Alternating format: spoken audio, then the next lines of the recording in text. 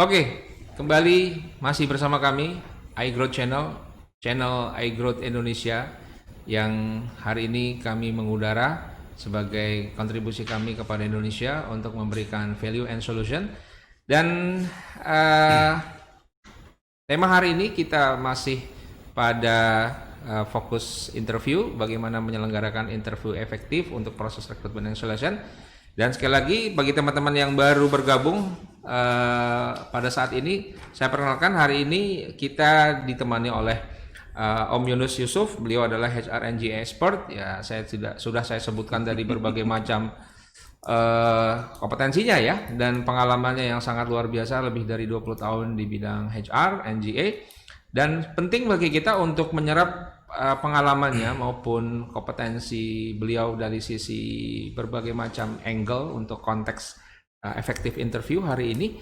Dan tadi kita sudah di sesi-sesi sebelumnya kita sudah bahas banyak hal terkait tips dan triks, khususnya bagaimana kita menyelenggarakan interview untuk mencari orang-orang yang loyal, lalu bagaimana menyiasati bagaimana interview efektif pada konteks masa-masa COVID-19 hari ini dengan online dan sebagainya. Dan di sesi berikutnya saya mau langsung menusuk saja gitu ya. Wah, bukan menusuk gitu ya. Langsung mengkerucut gitu ya.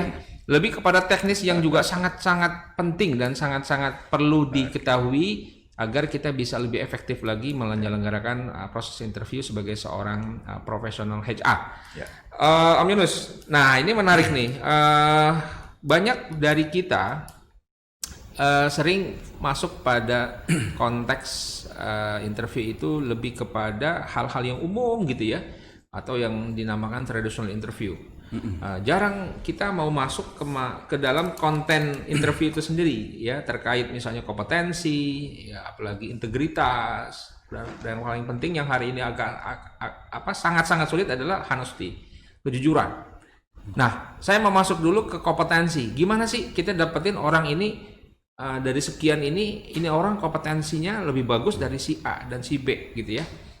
Perlu trik seperti apa agar kita dapat orang-orang yang betul-betul punya kompeten, bukan kualifikasi tadi. Kalau kualifikasi kan cukup dengan lihat CV ya, itu hal yang tersurat tuh ya, lihat ijazahnya, lampiran segala macam tuh ya, lihat sertifikasi itu kualifikasi. Tapi kita butuh orang bukan hanya yang kualifikasinya bagus, tapi yang kompetensinya bagus. Gimana pengalaman Om Yunus di proses ini? Silakan. Ya, kalau pengalaman saya kembali lagi bahwa kesiapan kita di di HR gitu ya, khusus teman-teman rekrutmen ini adalah kita menyiapkan alat-alat tes, kemudian yang memang dibutuhkan di masing-masing secara level jabatan, juga secara posisi masing-masing. Karena kembali lagi bahwa masing-masing posisi dan pekerjaan memiliki karakter yang tentu saja berbeda. Nah, secara umum ada tes-tes yang memang untuk mengenerate dari sisi profil secara karakter gitu ya, secara kepribadian. Ya, itu biasanya ada alat-alat tes tertentu gitu yang umum yang memang dilakukan oleh bisa dikatakan hampir semua perusahaan menggunakannya gitu ya. Tapi ada juga beberapa alat tes yang memang untuk mendapatkan kompetensi secara real gitu ya. Contoh misalnya untuk posisi accounting gitu ya, kita menyiapkan ada tes secara tertulis yang sangat berhubungan dengan yang dibutuhkan di dalam kompetensi accounting itu. Nah, termasuk juga teknis untuk pekerjaan-pekerjaan lain, misalnya di bagian produksi, engineering dan sebagainya. Jadi kalau bagi rekruter hanya mengandalkan dari sisi profil saja gitu ya, rasanya menurut saya sangat disayangkan karena kita perlu untuk mendapatkan kompetensi mereka secara teknis. Artinya adalah hard kompetensinya, dan itu bisa salah satu dilakukan dengan memberikan tes-tes yang sangat related dengan pekerjaan atau karakteristik dari pekerjaan itu gitu ya.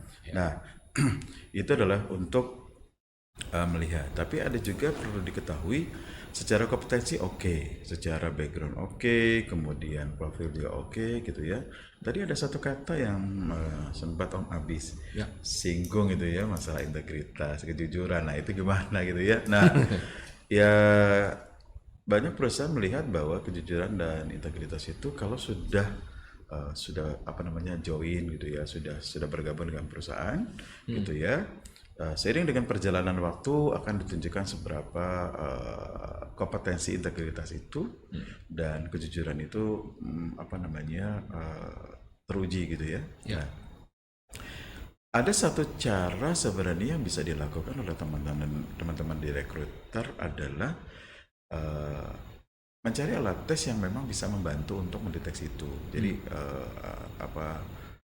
bisa aja dilakukan. Sebenarnya ada kok. Sebenarnya kalau misalnya teman-teman bisa cari gitu ya. Jadi kita sebenarnya satu hal yang perlu dipahami adalah rekrutmen atau seleksi adalah pintu gerbang pertama. Seseorang bergabung di perusahaan. Itu gerbang pertama. Nah, itu kunci bagaimana organisasi ini bisa dikelola dengan orang-orang yang memang sudah terseleksi dengan melalui proses kualifikasi dan sebagainya. Itu adalah pintunya ada di teman-teman rekrutmen. Nah, makanya ini sangat vital gitu ya. Jadi kalau misalnya kalau kita meng-hire gitu ya, ternyata orang-orangnya ini ternyata nggak sesuai atau mungkin secara behaviornya ternyata nggak cocok. Ya. Secara kultur juga ternyata kok nggak inline gitu ya, nggak blend gitu ya. Nah, kita harus bisa mensiasati bagaimana memaksimalkan proses seleksi ini untuk mendapatkan semua unsur-unsur dan dimensi-dimensi yang dibutuhkan, tidak saja secara kualifikasi dari sisi kompetensi, hard skill, soft skillnya, tapi juga dari sisi behaviornya dan juga apakah dia engage nggak bisa inline nggak dengan kulturnya di organisasi, karena butuh itu gitu ya. Jadi harus bisa melihat secara komprehensif dari semua sisi. Nah, salah satu unsur yang belum banyak dilakukan oleh sebagian perusahaan adalah untuk mendeteksi misalnya dari sisi integritas atau kejujuran misalnya ya, apakah memang si kandidat ini punya potensi fraud gitu ya. Nah, itu bisa lakukan ada memang kayak saya yakin ada kok 1-2 alat tes yang memang bisa mendeteksi itu gitu ya, tanpa harus menunggu dia bekerja dulu nih. Nunggu dia bekerja seiring perjalanan waktu, oh ternyata dia punya perilaku bla bla bla gitu ya. Dan kebetulan kan karena saya juga punya kemampuan untuk apa namanya untuk melakukan deteksi di awal gitu ya, karena ini penting. Walaupun memang kembali lagi bahwa memang tidak ada jaminan 100% orang-orang yang bisa ternyata lolos dari deteksi itu tidak melakukan. Karena kembali lagi berbicara masalah tindakan-tindakan misalnya terjadi manipulasi, fraud, tindakan masalah gratifikasi dan lain-lain, itu kembali lagi kepada kepribadian masing-masing. Jadi ada unsur-unsur yang memang begitu, misalnya ada unsur kan unsurnya itu kan ada pressure-nya, ada motifnya apa dan sebagainya, yang memang itu stimulus-stimulus yang memang mendorong seseorang untuk melakukan sesuatu tindakan-tindakan yang bisa merugikan perusahaan. Salah satunya bentuk itu tadi manipulasi atau tindakan fraud gitu ya. Nah, alangkah baiknya memang diharapkan teman-teman rekrutmen ini juga bisa menggali dari sisi itu, dari sisi integritas, kejujuran maupun juga dari sisi itu diharapkan. Jadi sebenarnya bisa mengantisipasi dari sana, karena jangan sampai yang terjadi adalah kita dikomplain gitu ya sama user atau departemen lain, kok ternyata kok nggak sesuai nih kandidatnya dan sebagainya. Jadi sebenarnya bisa kok dilakukan. Jadi tidak cukup dengan teknik interview ya untuk melihat integritas, kejujuran gitu ya. Atau ada tools tersendiri, tools interview tersendiri yang bisa melihat satu angle saja potensi orang ini kelihatannya. Kan kita nggak bisa justifikasi ya, satu alat tes juga nggak cukup untuk menjustifikasi bahwa orang ini nggak jujur. Ya pasti potensi baru nanti dikonfirm dengan tadi yang Om Yunus bilang dengan alat tes. Tapi pertanyaan saya, adakah tools interview tertentu yang bisa menghadirkan informasi sesaat lah terkait potensi-potensi tadi tuh, fraud ya, ketidakjujuran, integritas, ada nggak sih? Ya, kalau saya kebetulan punya 2 pendekatan. Jadi pendekatan itu ada tes yang memang secara tertulis gitu ya. Ada tes yang memang dilakukan untuk mendeteksi itu dari wawancara. Nah, dari wawancara itu kan pada saat wawancara itu tentu saja melibatkan banyak unsur gitu ya. Ketika proses wawancara, di situ memunculkan visualisasi adalah memunculkan visual, ada gestur, kemudian ada ekspresi gitu ya, kemudian juga ada apa namanya statement yang dimunculkan dari ketika kita bertanya apa responnya gitu ya. Betul. Ada juga memunculkan juga suara gitu ya. Suara itu adalah intonasi, kemudian ritme, kemudian juga kecepatan suara, kemudian juga ada degup nafas dan sebagainya. Nah, salah satu untuk mendeteksinya adalah lewat tadi alat-alat tadi. Kita bisa lakukan pendekatan juga termasuk juga ketika sedang melakukan wawancara, itu juga kita bisa melihat dari pergerakan bola matanya.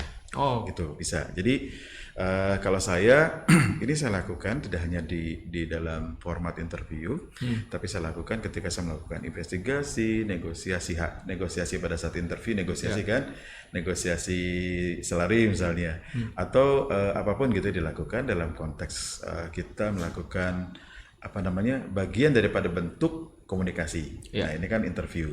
Nah pada saat itu juga saya mengakses dari gesturnya. Nah, kemudian dari akses melihat dari mikro ekspresinya dia, kemudian juga gerak pola matanya, statementnya dia, sama juga kita lihat dari gerak bola matanya. Jadi ketika kita bertanya menggali sesuatu, contoh misalnya kita menggali dari sisi bagaimana kita pengen tahu skill leadershipnya dia seperti apa, atau kita menggali dari sisi misalnya kita sampaikan tentang kasus gitu ya, untuk melihat kemampuan salesnya dia atau dan lain-lain. Nah itu kan itu tentu saja merefer kepada experience dia sebelumnya.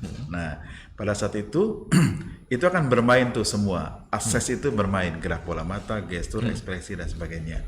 Nah itu kita bisa deteksi itu termasuk statementnya dia. Jadi kalau saya bisa menjustifikasi apakah informasi yang disampaikan itu sesuai atau tidak, atau apakah lebih banyak bentuk rekayasa atau rekonstruksinya, itu sangat terlihat dari pendekatan-pendekatan yang tadi. Oke, menarik. Sekali lagi saya sampaikan kepada pemirsa iGrowth Channel untuk bisa melayangkan pertanyaannya via fanpage kami di FB iGrowth, dan ada giveaway-nya ya. Pertanyaan yang bagus nih, ada giveaway-nya. Oke, di sini nggak kelihatan di situ ya. Ini Ruwais Muslim atau ini sejadah mobile sajadah ya. Untuk teman-teman yang aktivitasnya di luar ruangan yang bekerja mobile ya di lapangan ya, ini cukup berguna nih untuk sholat nanti ya, cukup bisa praktis ya, sejadahnya digunakan ya, nanti bisa dibuka ya seperti ini ya, dan bisa dilipat kembali dan cukup praktis. Ini anti air ya, jadi kalau sambil hujan-hujanan juga bisa nih kayaknya.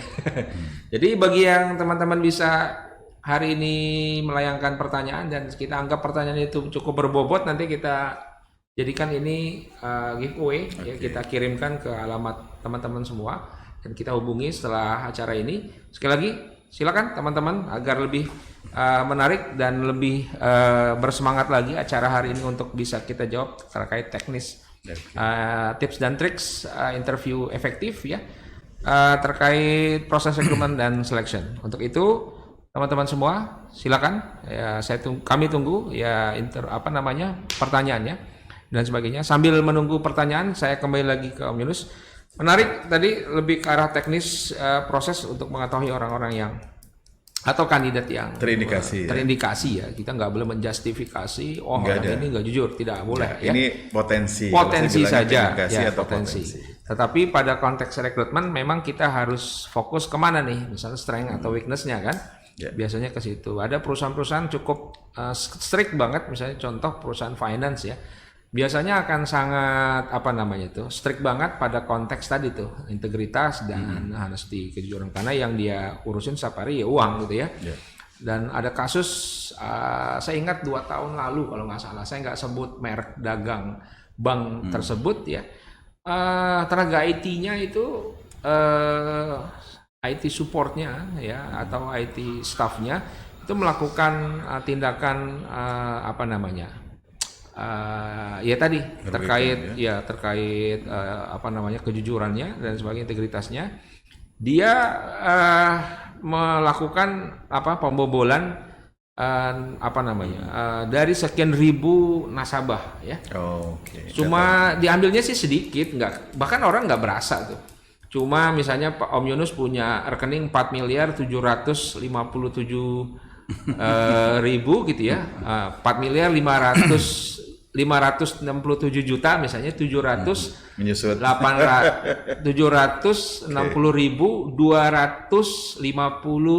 perak. Nah, yang diambil cuma 50 peraknya tuh. Yang diambil cuma 50 perak. Kira-kira dengan rekening Om Yunus 4 miliar itu, ini enggak kelihatan nggak keambil 50 perak ya? Pastinya enggak dong, gitu ya. Enggak signifikan. Nah, enggak signifikan. Tapi yang menjadi utamanya di sini kejujuran. Tapi yang nggak tanggung-tanggung yang dibobol itu puluhan ribu nasabah ya, kebayang kalau 50 perak tuh Om Yunus. Gitu Setiap bulan dibobol 50 perak sampai 75 perak, di bawah 100 perak kalau nggak salah waktu itu. Tapi sekian ribu nasabah, dan itu sempat viral di dunia di berita ya, di berita itu sempat viral. Saya nggak sebut nama merek perusahaannya, banknya ya. Dan ini sangat luar biasa. Dan perusahaan akan sangat terpukul dari sisi image ya, image perusahaan. Wah, ini luar biasa. Nah, ini yang menjadi pelajaran bahwa konteks ke arah kejujuran ini perlu kita jadikan menjadi salah satu pertimbangan dalam proses interview. Nah, kembali lagi ke teknis interview,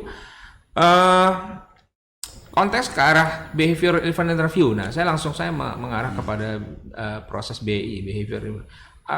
Pada konteks ini betul nggak sih bisa dalam prakteknya behavior event interview ini yang sudah banyak banget ya digunakan oleh banyak pihak atau praktisi HR, bisa melihat angle ini nih, angle kejujuran, atau pada prosesnya pada teknis apa di behavior event interview ini agar kita bisa menggali ya situasi agar kita mendapatkan sedikit aja misalnya informasi tentang keberadaan karakter orang ini, apakah diragukan kejujurannya atau memang aman. Silakan Om Yunus. Ya, jadi begini ya Om Abi, kembali lagi bahwa kenapa kita sebagai recruiter itu perlu juga punya beberapa skill yang dibutuhkan ya, tidak hanya kemampuan kita melakukan seleksi dengan wawancara, kemudian melakukan alat tes gitu ya dan sebagainya menggunakan dengan maksimal. Tapi kita juga perlu punya kemampuan untuk bagaimana bisa membaca gestur dari kandidat, kemudian juga melihat dari sisi yang lain, angle lain, misalnya bagaimana gerak bola matanya ketika proses wawancara berlangsung. Karena ini sedikit banyak ini akan memberikan masukan-masukan mengenai hal-hal yang tidak tercover di dalam alat tes. Ya, jadi misalnya alat tes itu kan sesuatu yang memang dilakukan tes gitu ya, yang dia misalnya di situ ada hitungan, kemudian di situ ada unsur bagaimana cara berpikir strategis enggak, kemudian seberapa inovasinya dia dan sebagainya gitu ya. Nah, dan lain-lain. Nah, perlu juga kalau saya dari hasil tes itu biasanya kalau misalnya interview yang dilakukan setelah tes, saya lihat profilnya dan sebagainya. Nah, saya memastikan bahwa saya bentuknya sudah konfirmasi dan afirmasi dari proses interviewnya.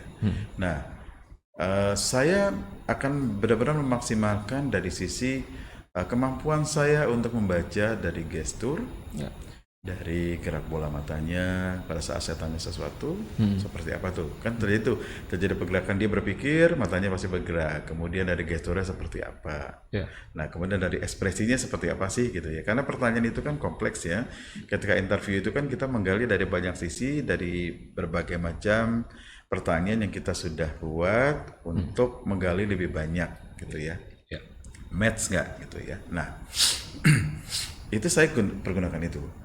Termasuk juga ketika misalnya dia merespon, dia bercerita dan sebagainya, itu saya jadikan sebagai alat untuk mendeteksi statement-statementnya dia yang keluar.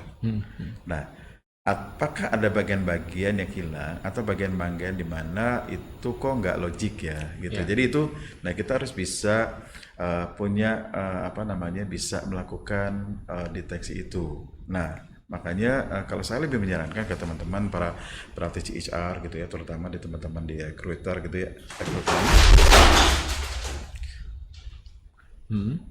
di rekrutmen untuk memiliki kemampuan itu. Ya. Karena ini sangat membantu sih. Menurut saya Om Abi ini sangat membantu di dalam proses mendapatkan kandidat yang benar-benar kita lebih maksimal gitu ya. Dapat seleksi itu benar-benar kita lebih maksimal. Itu hasilnya. Ya. Baik. Kita tunggu pertanyaan dari rekan-rekan yang sedang menyaksikan channel kita, ya, iGrow Channel. Hari ini sekali lagi saya umumkan bahwa tema kita kali ini adalah tips dan triks interview efektif pada proses rekrutmen dan seleksi.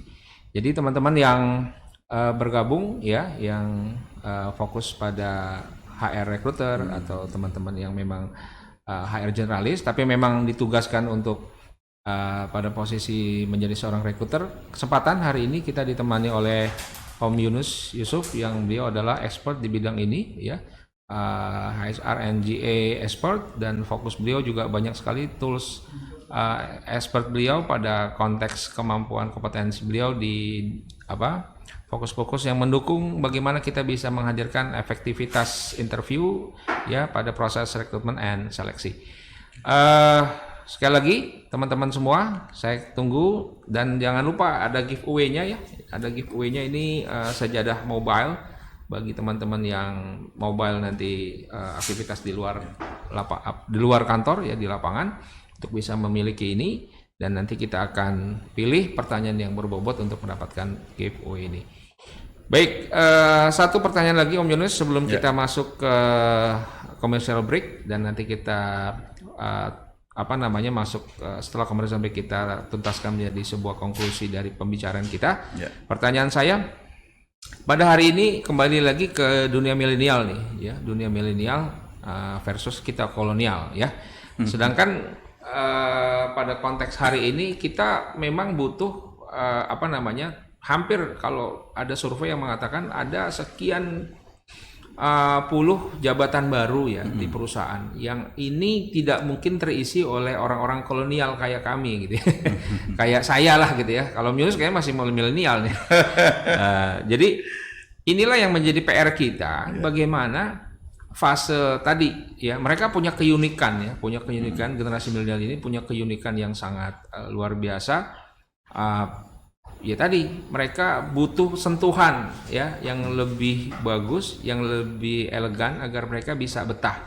Nah, apakah perlu trik tersendiri nih atau penyelenggaraan interview tersendiri dengan interview yang selama ini terkesan sangat membuat nervous ya, membuat takut, membuat dak-dikduk gitu ya, kayak orang mau dihukum mati lah, ada orang wah nih ribet banget interview gitu ya, dangerous gitu ya.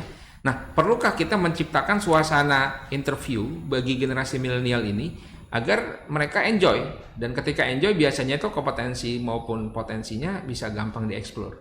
Nah, gimana menurut Om Yunus terkait tantangan ini nih, kandidat yang milenial ini nih, yang unik gitu ya? Silakan. Pertama adalah kita melihat bahwa posisi apapun dengan usia berapapun gitu ya, tidak hanya milenial, bahkan kalau misalnya kita proses untuk katakan sebagai advisor pun juga ada generasi X dan misalnya baby boomers. Pastikan bahwa dalam proses interview siapapun dia, buatlah nyaman. Betul. Karena penting ya, itu prinsipnya. Jadi ketika misalnya si kandidat merasa nyaman, itu berarti itu mudah, prosesnya lebih smooth ya, ketimbang misalnya di awal itu sudah ada bagian-bagian yang mana sudah ada bagian pressure yang membuat kandidat nggak nyaman, gitu ya. Kalau saya lakukan adalah dari sisi pertama kitanya welcome, kemudian juga pada saat kita berjabat tangan, kemudian pada saat duduk di awal kita sudah melakukan semacam kayak building rapport dulu ya terhadap si kandidat, di mana ini adalah membantu proses dia lebih mudah untuk membuka informasi yang dia miliki dan bisa mudah banyak kita gali.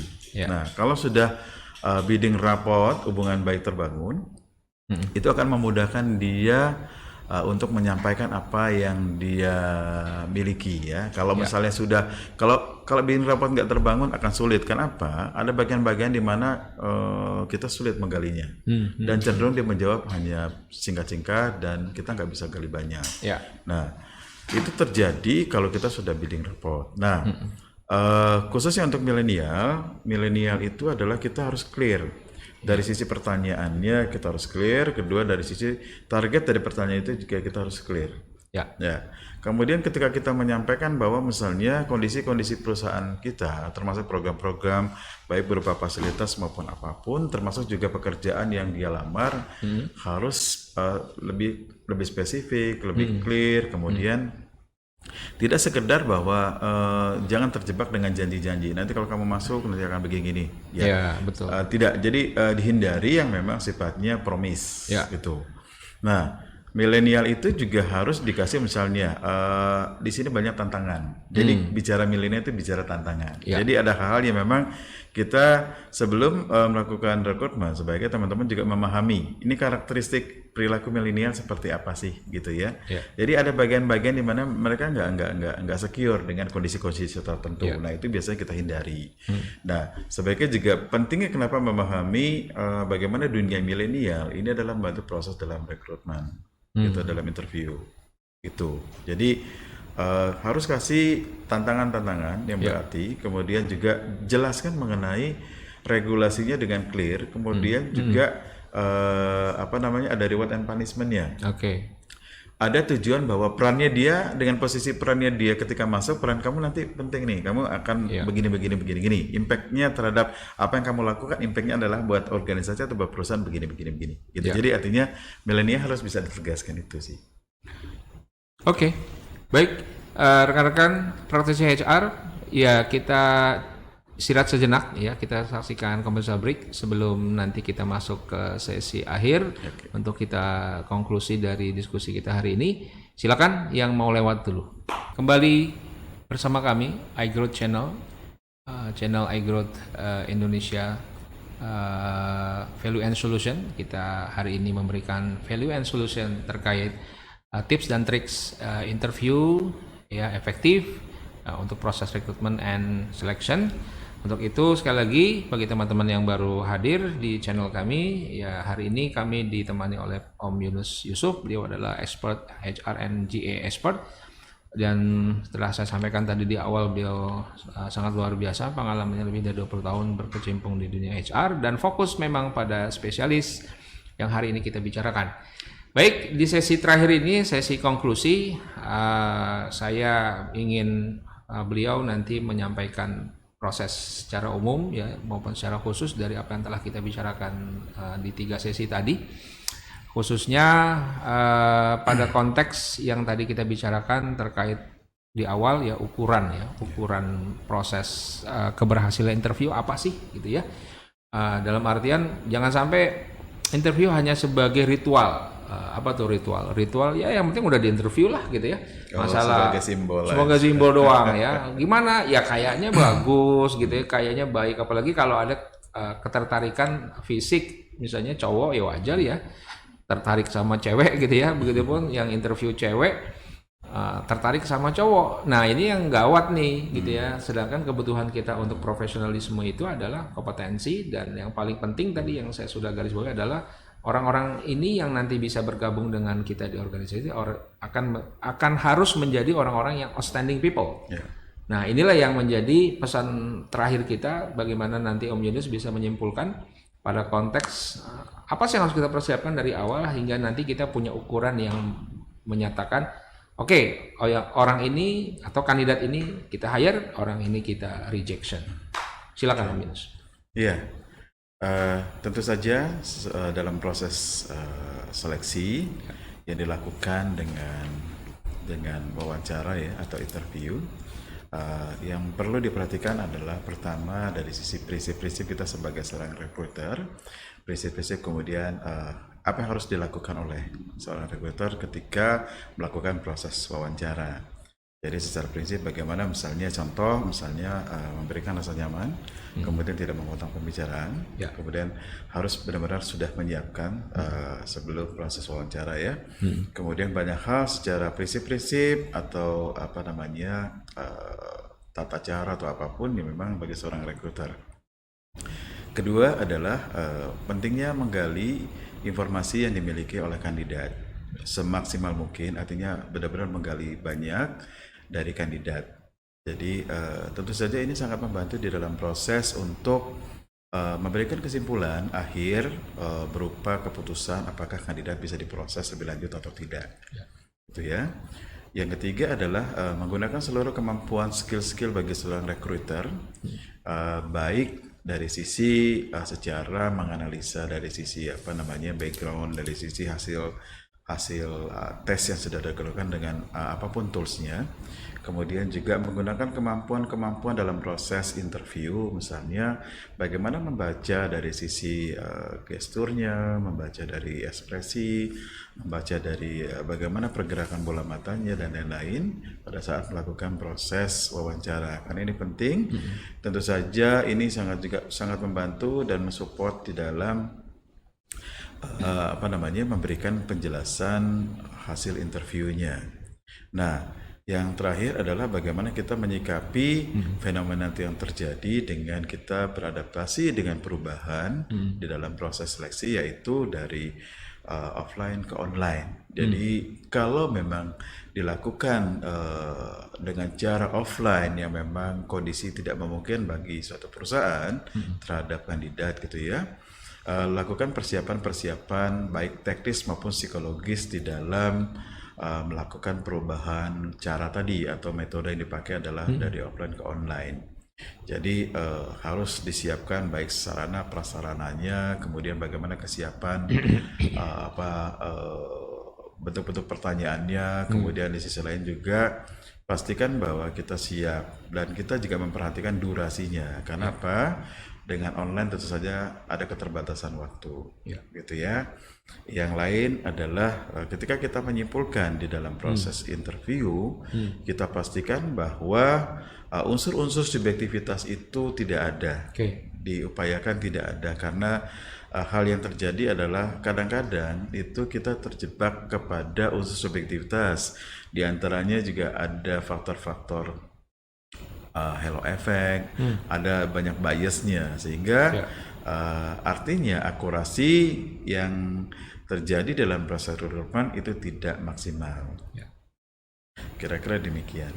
Baik, luar biasa hari ini kita mendapatkan pencerahan yang sangat berguna ya bagi teman-teman HR khususnya recruiter, dan hari ini merupakan awal dari proses kita juga iGrowth Indonesia untuk terus memberikan kontribusi bagi Indonesia khususnya dunia usaha dan HR, praktisi HR di seluruh Indonesia.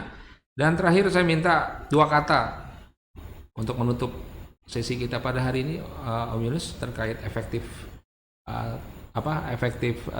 rekrutmen ya, terkait bagaimana kita menjalankan interview efektif. 2 kata saja apa yang harus menjadi prinsip kita sebagai seorang rekruter. 2 kata, kira-kira apa? Bisa dipilih itu 2 kata. 2 kata. Iya. Ini challenge gitu ya, 2 kata agar kita menjadi orang yang profesional dalam proses rekruter, khususnya interview. Ya. Kira-kira apa? 2 katanya, bisa 2 kata ya. Ya. Pasti dapat kandidat yang sesuai. Ya, pasti dapat kandidat. Itu disambung semua tuh ya, nggak pakai tagar jadinya. Nggak tagar ya. Oke, luar biasa hari ini. Kita ucapkan terima kasih kepada Om Yunus yang sudah meluangkan waktunya di sela-sela kesibukannya menjadi seorang trainer, konsultan, dan praktisi HR. Untuk itu nggak usah bosan ya kalau kita undang lagi ya. Oh, seru ya. Oke, seru ya. Teman-teman nanti tunggu. Ya. Tunggu nanti dengan topik-topik yang lebih menarik terkait kompetensi Om Yunus ya, dan banyak hal yang nanti kita akan bicarakan lagi di channel kita ini. Oke, jangan kemana-mana, tetap di channel kita iGrowth Indonesia. Value and Solution, kita akan terus memberikan value and solution bagi Indonesia. Terima kasih, saya ucapkan, saya tutup dengan wassalamualaikum warahmatullahi wabarakatuh. Selamat siang, sukses untuk Anda semua.